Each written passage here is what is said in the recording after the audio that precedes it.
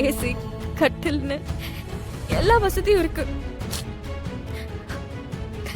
நல்லா பாத்துக்கிறாங்கப்பா, நல்லா பாத்துக்கிறாங்க. நீ சொல்றதெல்லாம் நான் அப்படியே நம்பிடுவேன்னு நினைச்சியாமா?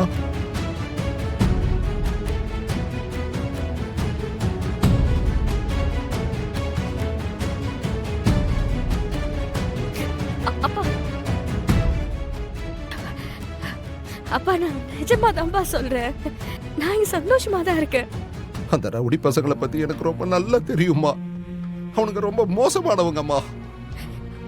அப்பா நீங்க சொல்றது உண்மைதான்ப்பா.